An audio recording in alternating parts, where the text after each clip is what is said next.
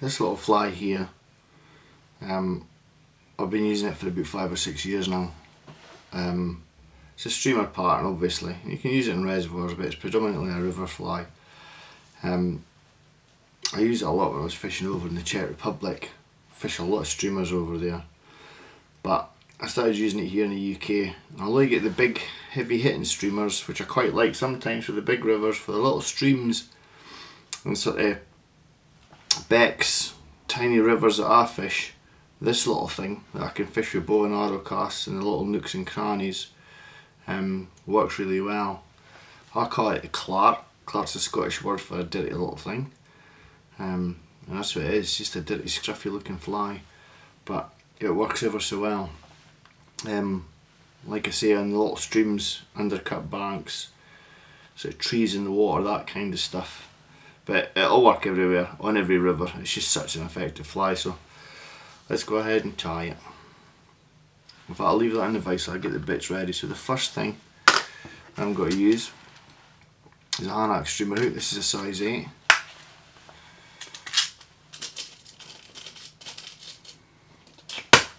And I couple that up with a 3.8mm tungsten bead. Now, if I was fishing a bigger river, I wouldn't fish a bead as heavy as that. However, for the little streams and pools that I'm fishing, I fish a fly with such a big bead because I want it to make an impact when it hits the water, so I really want that to plop in the water. And that heavy bead works a treat. I also need it to get down quickly. Quite often, as soon as that fly hits the water, that's when the fish will take it. I'll just raise that up a little bit.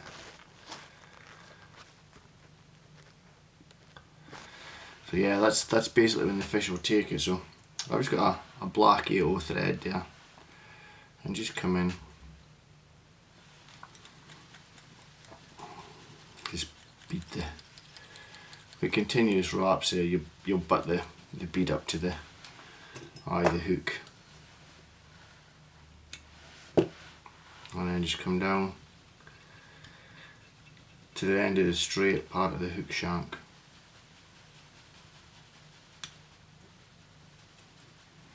And then I've got this stuff.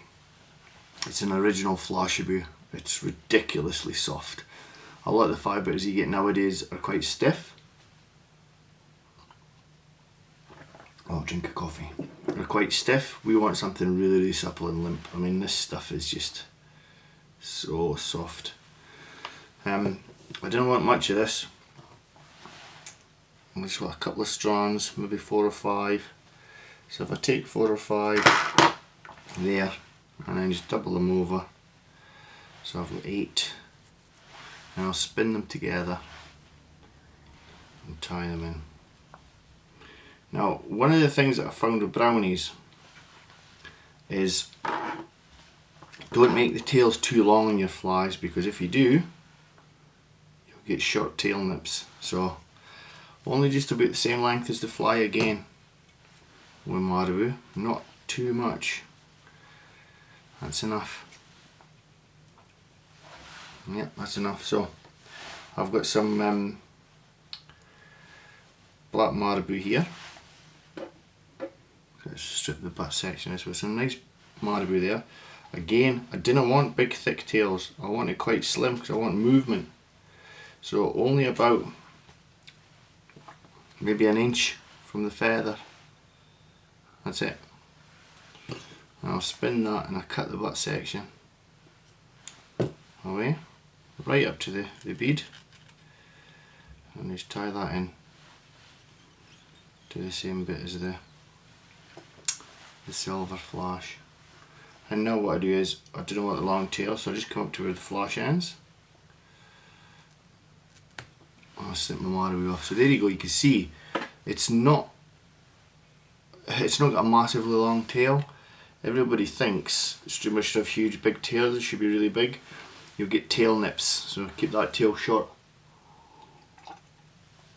So next up on the fly, to hold everything together, we've got quite a thick red wire.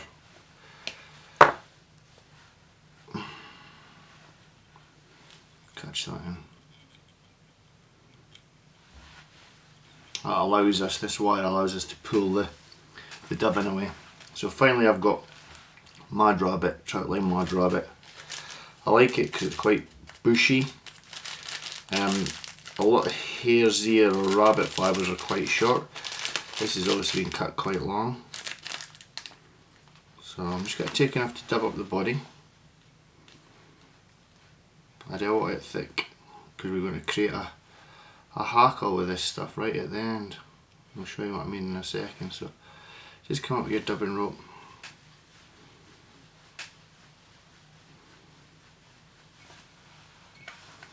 Tiny a little bit more.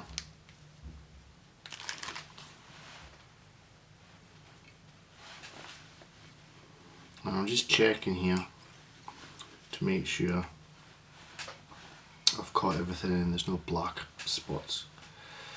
And then I come up with this stuff in the same direction. Don't worry about opposite directions or seeing it, it's more just for holding it together. So there's 2, 3, 4, and on my 5th wrap I'll catch that in.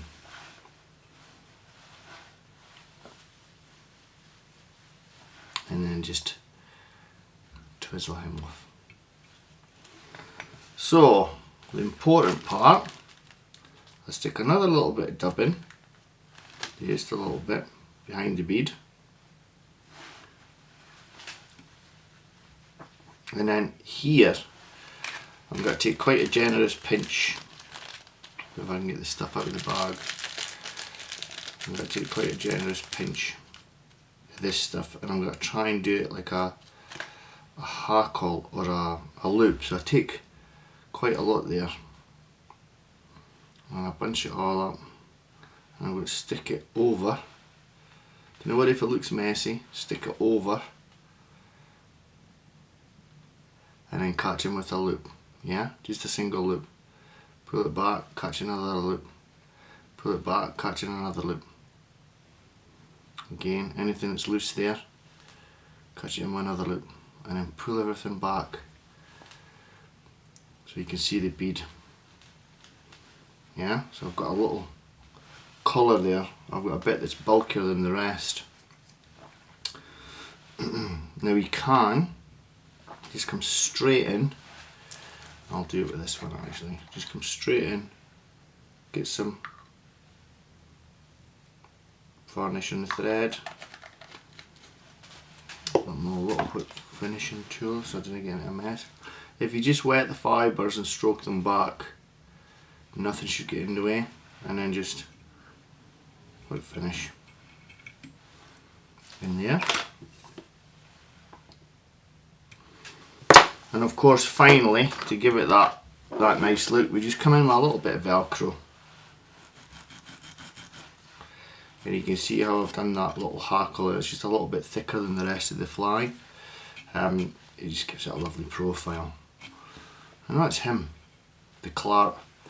A little streamer, but one that's just ridiculously effective. I've caught so many fish in it with it. It's a little flash, it's drab coloration, the weight, all these things combined make for a very, very effective fly, especially on the smaller streams and rivers that I fish on. It will work on big rivers, definitely, but I wouldn't have a bead that size in it. I'd fish it with a sinking line and a smaller bead, but for the stuff that I'm doing, on a French leader or a short tapered leader, this one with the heavy bead's a cracker.